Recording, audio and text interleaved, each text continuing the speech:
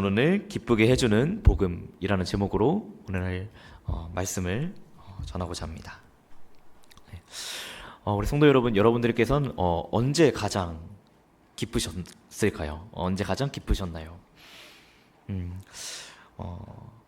가장 즐거웠던 순간들은 분명 너무나 많을 거예요. 네. 저에게도 당연히 가장 기쁘고 즐거웠던 순간이 있는데, 그 순간이 언제냐라고 본다면 저는 의외로 제가 고양시에 살던 때입니다.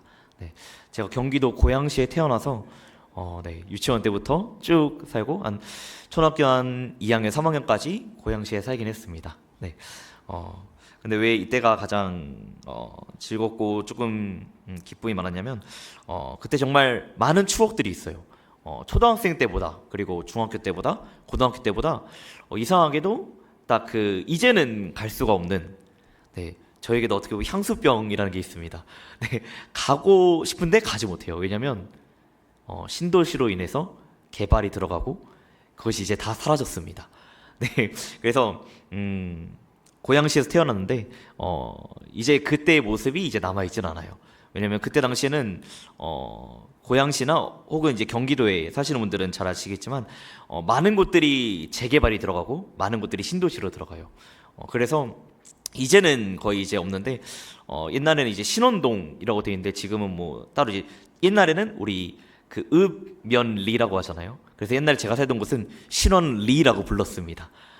외로 경기도인데도 주소상으로는 신원동인데 막상 그곳에 가면 신원리 같은 곳이에요. 그래서 정말 비닐하우스들이 가득 있고 집들이 몇 채 없어요. 근데 뭐 아무리 시골 같은 곳이라 하더라도 사실 경기도잖아요.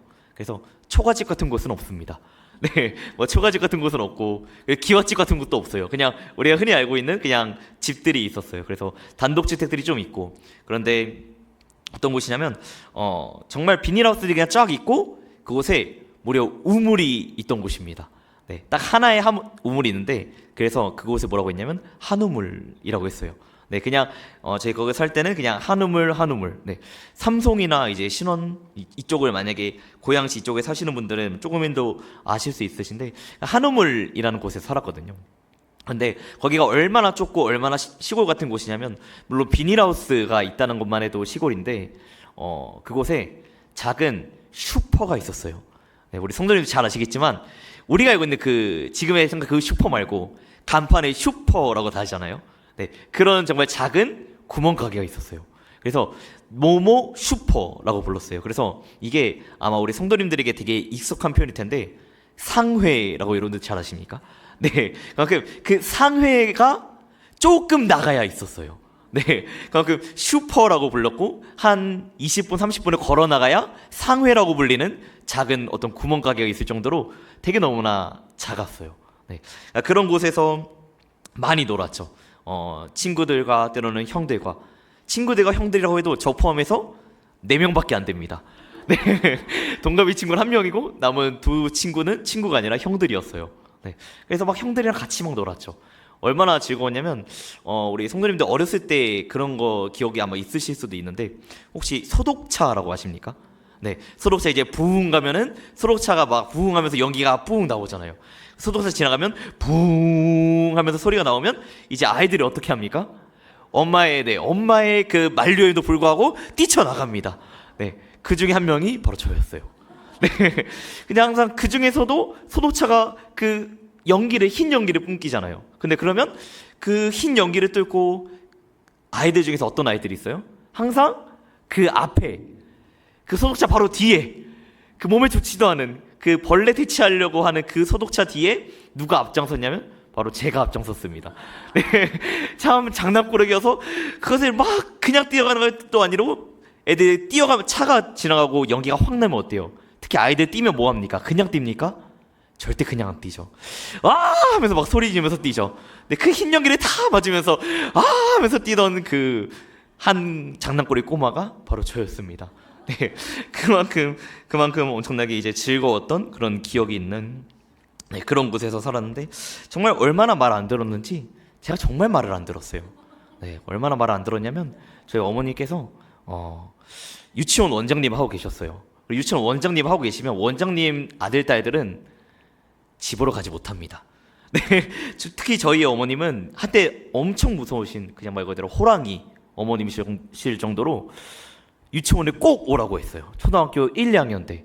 어머님이 이제 지금은 이제 아이들을 다 차를 끌고 초등학교 앞까지 데리고 오시잖아요. 근데 저희 어머님은 절대 그러지 않았어요. 네, 1학년임에도 불구하고 입학식 때 어린이집 지금은 이제 어린이집도 입학식이죠. 어린이집 입학식이 중요해서 저 혼자 초등학교 입학식에 갔습니다. 네, 물론 일단 누나가 있기 때문에 누나랑 같이 버스를 타고 경기도에서 서울로 이제 바로 옆이기 때문에 버스 한번 타고 바로 갑니다.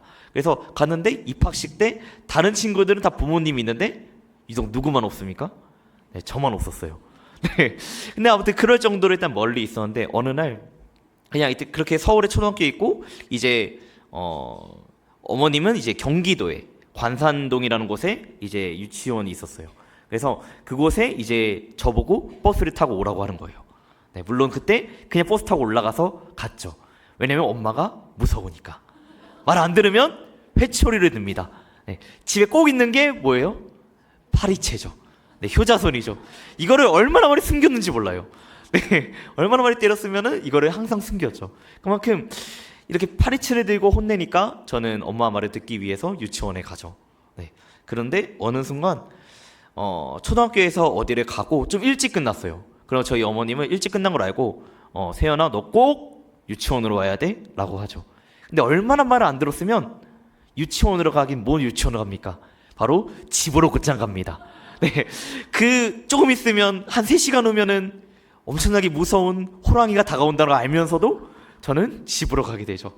그리고 나서 엄마가 전화가 와요. 세연아 어디니? 나 집이야 하고 뚝 끊어버려요.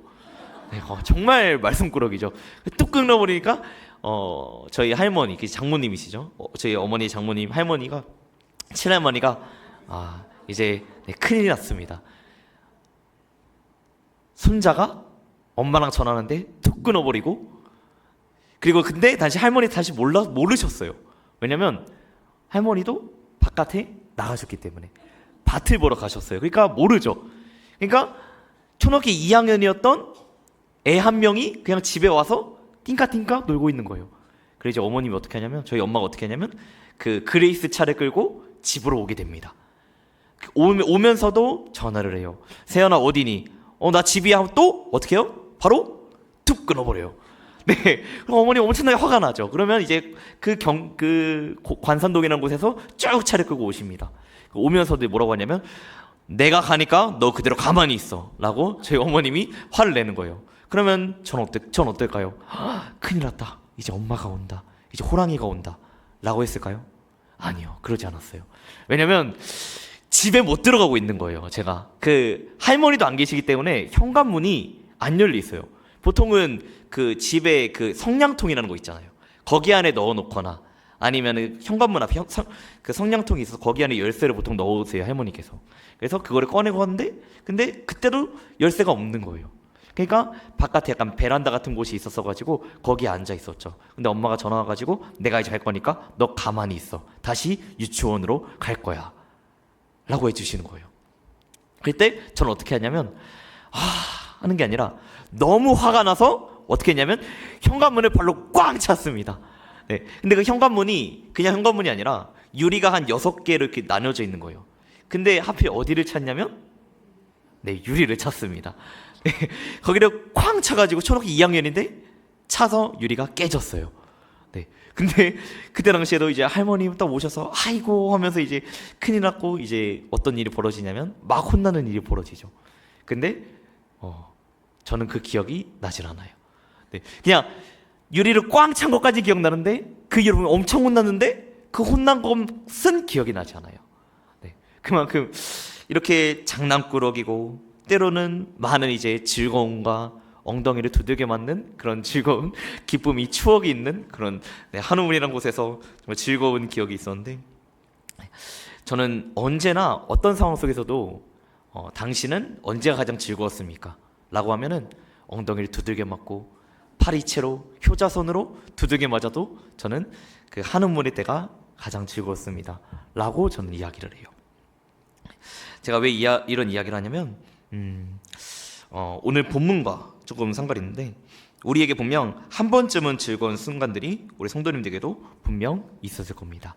그만큼 오늘 본문에서도 정말 기뻐하고 즐거워하는 한 사람이 등장합니다.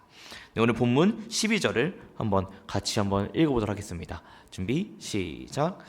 어떤 사람이 다윗 왕에게 아뢰어 이르되 여호와께서 하나님의 괴로 말미암아 오베데돔의 집과 그의 모든 소유에 복을 주셨다 한지라.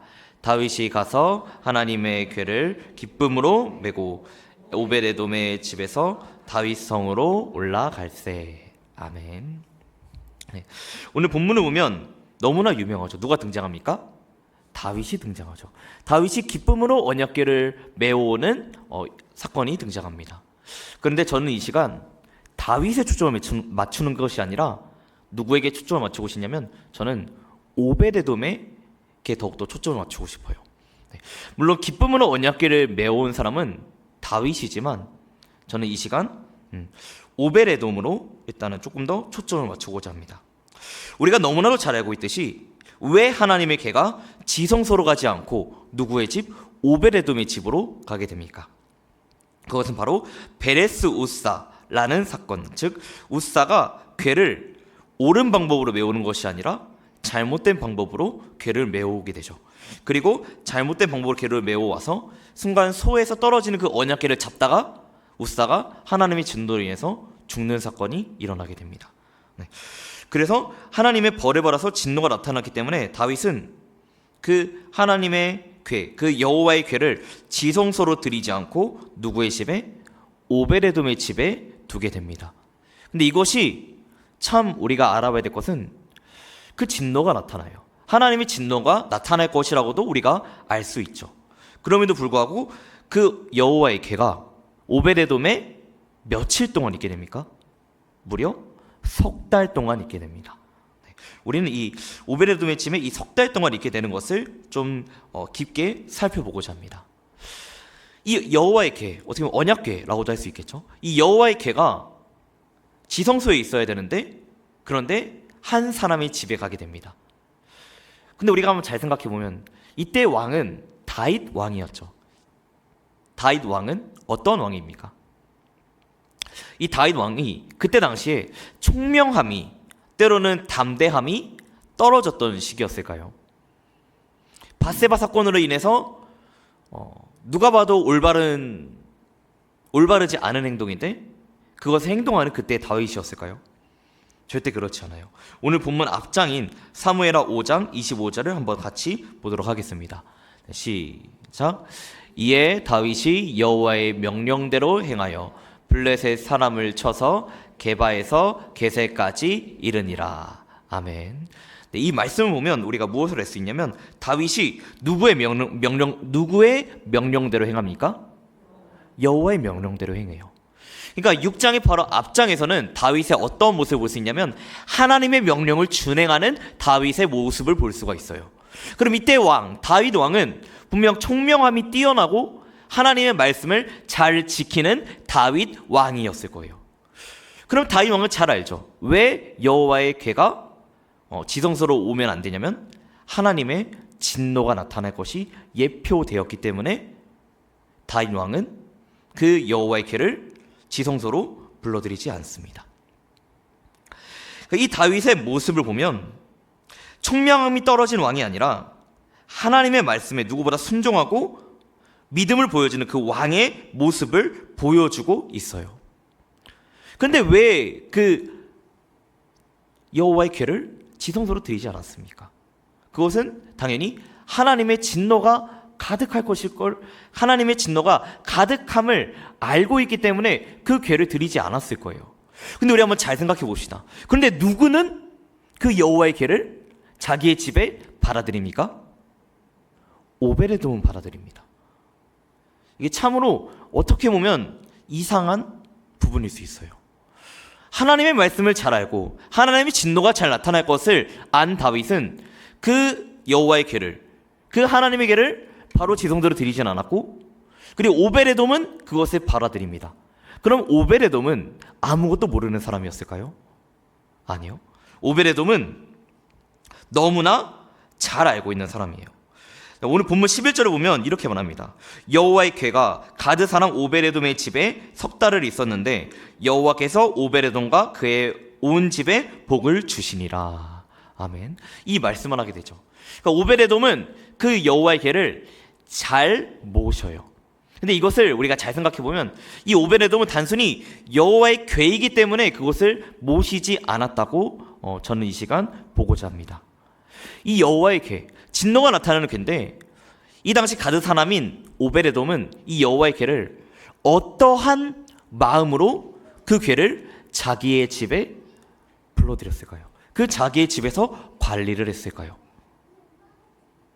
다윗 왕조차도 그 진노가 나타날 것이라고 생각하고 있는데 이 오베레돔은 기쁨으로 그 궤를 자기의 집으로 맞이하는 것을 우리가 알 수 있습니다. 방금 읽은 본문 11절에 보면 여호와께서 오베레돔과 그의 온 집에 복을 주시리라 라고 말씀합니다. 그러니까 이것을 보면 그냥 단순히 석 달 동안 여호와의 궤가 그 오베레돔의 집에 있었던 것이 아니라 오베레돔은 기쁨으로 그 여호와의 궤를 관리했을 거예요. 이 여호와의 궤는 어떠한 상태입니까? 하나님의 진노가 그대로 담겨져 있어서 그 궤를 통해서 하나님의 어떠한 진노? 무서운 진노가 나타날 것이라고 예표할 수 있는 그러한 여호와의 궤였어요. 이 여호와의 궤를 오베레돔이 몰랐을까요? 웃사가 어떻게 해서 그 여호와의 궤가 어떻게 되었고 웃사가 어떻게 죽었는지 과연 오베레돔이 몰랐을까요? 아무것도 몰라서 그 여호와의 궤를 그저 받아들였을까요? 절대 그렇지 않습니다. 이 오베레돔은 무려 레위 족속 중에 한 사람이었어요. 레위 족속 중에서 한 사람이어서 이제 관리를 할 수 있는 관리자이기도 했습니다. 그런데 이 오베레돔은 어떻게 행동했습니까? 그 진노가 담긴 그 여호와의 궤를 잘 관리하는 것을 우리가 성경에 등장하진 않지만 성경의 흐름을 통해서 보면 여호와의 궤를 너무나 충실히 그 믿음으로 관리했음을 우리가 알 수 있습니다.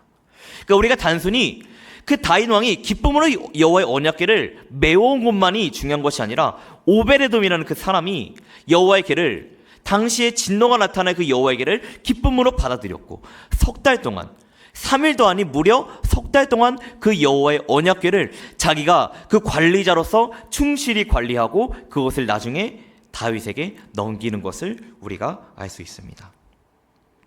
역대상 15장 24절을 보면 이렇게 말씀합니다. 제사장 스바냐와 요사박과 느다넬과 아미세와 스가랴와 브냐야와 엘리에셀은 하나님의 궤 앞에서 나팔을 부는 자요 오베레돔과 여이야는 궤 앞에서 문을 지키는 자이더라. 아멘. 이 역대사 15장을 보면 무엇을 할 수 있냐면 오베레돔은 단순히 레위 족속인 뿐만 아니라 여호와의 궤를 관리하는 족속이었고 문을 지키는 자였고 또 어떠한 자였냐면 찬양하는 자였다 라고 말합니다. 즉 이 오베레돔은 그냥 단순히 여호와의 궤를 받아들일 수 있는 사람이 아니었던 거예요. 레위 족속이고 그에게 특히 명분도 있었고 문을 지키는 자였고 하나님을 찬양하는 자였습니다. 그만큼 문지기이고 찬양하는 자였고 즉 레위 족속으로서 그는 그 여호와의 언약궤를 너무나 잘 관리한 거죠. 이것을 하나님께서 기쁘시게 보셨기 때문에 무려 석 달 동안 그 여호와의 궤를 관리하는 자로서 관리자로서 너무나 잘 가꾸었기 때문에 하나님께서는 그 오베레돔에게 그 오베레돔뿐만 아니라 그 온 집에 복을 주신 것을 우리가 성경을 통해서 알 수 있어요. 그만큼 이 오베레돔은 너무나 그 여호와의 궤를 잘 관리했죠. 그러니까 단순히 레위 족속이기 때문에 이 궤를 관리한 게 아니에요. 오베레돔은 분명 그 궤를 관리할 때 내가 레위 족속으로서 이것이 여호와의 궤이기 때문에 내가 하나님의 주신 그 맡은 사명을 잘 관리하는 그 레위 족속으로서 기쁨으로 이 궤를 관리해야겠다 라는 마음으로 궤를 받아들였고 기쁨으로 관리했고 나중에 기쁨으로 지성소로 갈 수 있도록 다윗에게 넘겼을 거예요. 그만큼 우리는 이 기쁨으로 맞이하는, 기쁨으로 관리하는, 기쁨으로 그 복음을 받아들이는 이 오베레돔의 모습을 통해서 우리는 복음은 무엇을 주는 것을 알 수 있냐면, 복음은 우리를 기쁘게 해주는 것, 기쁨을 주는 것을 우리는 알 수 있습니다. 사랑하는 동행교회 성도 여러분, 하나님께서는 어떠한 상황 속에서도 기뻐하시는 마음을 보시고 중심을 보십니다. 우리 데살로니가 전서 5장 16절을 보면 뭐라고 말씀합니까? 항상 기뻐하라 라고 말씀하시죠. 그러니까 하나님은 우리에게 기뻐하라고 말씀합니다. 즉 하나님은 기쁨의 마음을 보시고 하나님은 그 기쁨의 마음을 중심을 보게 돼요. 우리는 언제 기뻐합니까? 우리는 기쁜 날이 있을 때 보면 기뻐하죠. 그런데 하나님께서는 어떻게 말씀하시냐면, 나의 아들아, 나의 딸아, 너가 어떤 상황에도 기뻐하라. 너에게 어떠한 일이 있다 하더라도 기뻐하라. 그것이 내가 너에게 기쁨을 주는 이유다. 이렇게 하나님께서 말씀합니다. 그런데 우리가 이 기뻐하라라는 말씀을 잘 지킬 수 있습니까?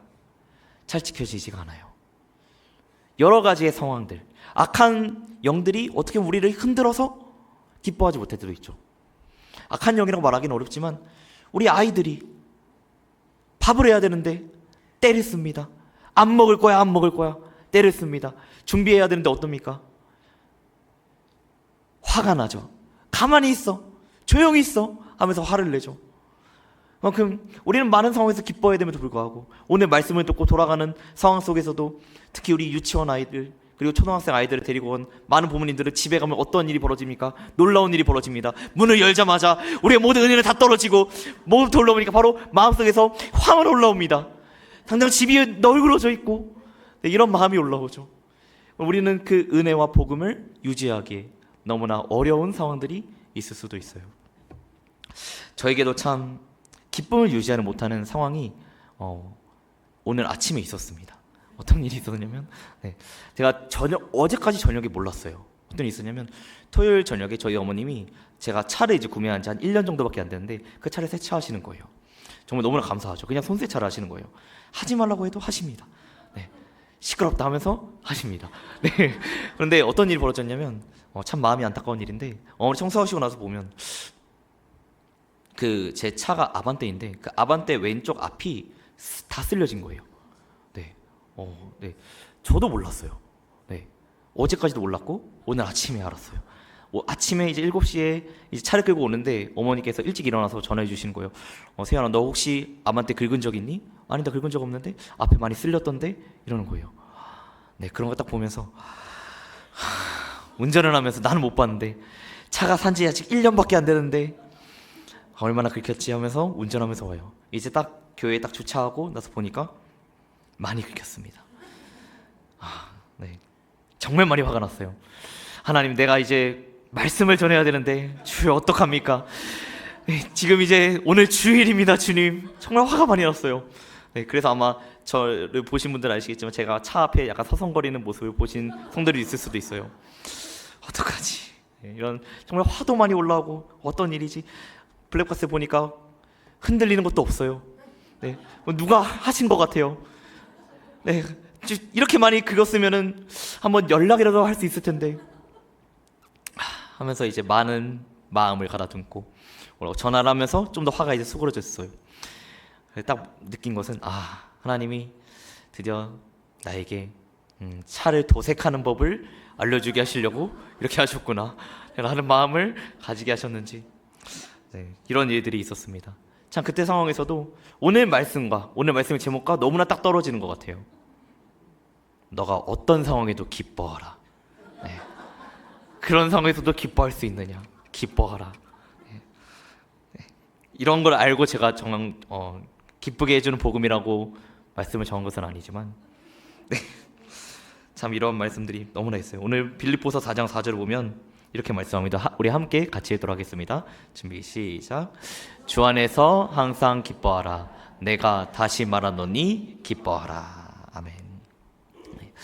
이 말씀은 어쩌면 오베데돔이 충실하게 지킬 수 있는 말씀 중에 하나였을 거예요. 물론 오베데돔은 구약 사람이고 오늘 말씀은 신약의 말씀입니다.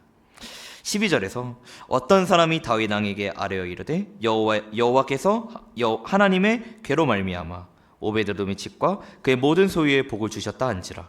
다윗이 가서 하나님에게를 기쁨으로 메고 오베데돔의 집에서 다윗성으로 올라갈세. 이렇게 말씀하죠.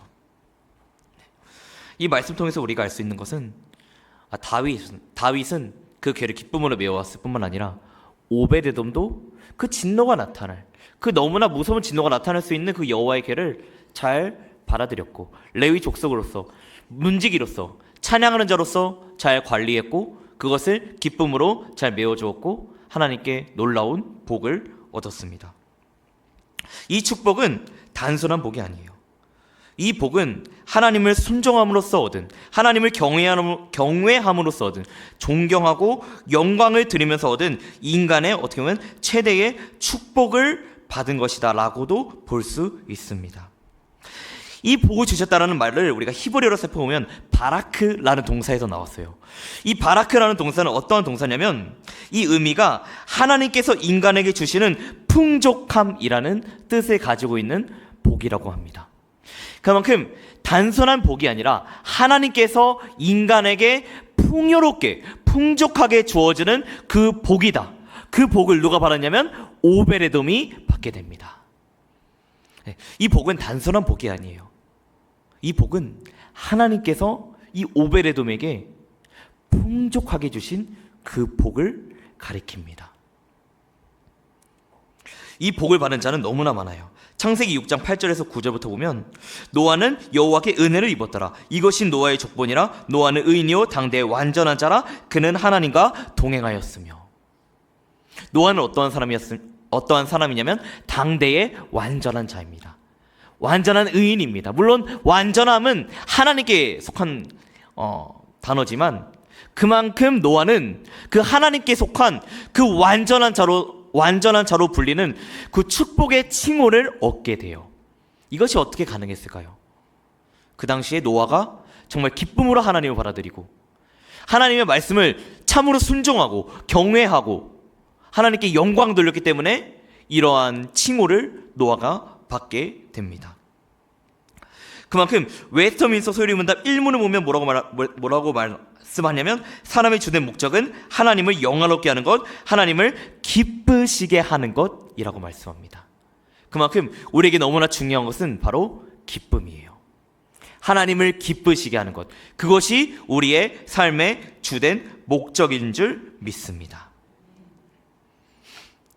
하나님을 기뻐하는 자, 궁극적으로는 천국에 들어가게 되지만 그의 삶은 분명 오베데돔처럼 광활하게 눈이 부시는 그 은혜를 받는 자의 삶이 될 줄 믿습니다.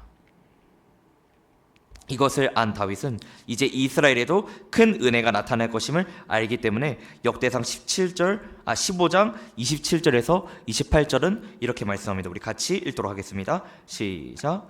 다윗과 및 궤를 맨 레위 사람과 노래하는 자와 그의 우두머리 그나냐와 모든 노래하는 자도 다 세마포 겉옷을 입었으며 다윗은 또 배 에봇을 입었고 이스라엘 무리는 크게 부르며 풀 나팔을 불며 재금을 치며 비파와 수금을 힘있게 타며 여호와의 궤를 메어 올렸더라. 아멘.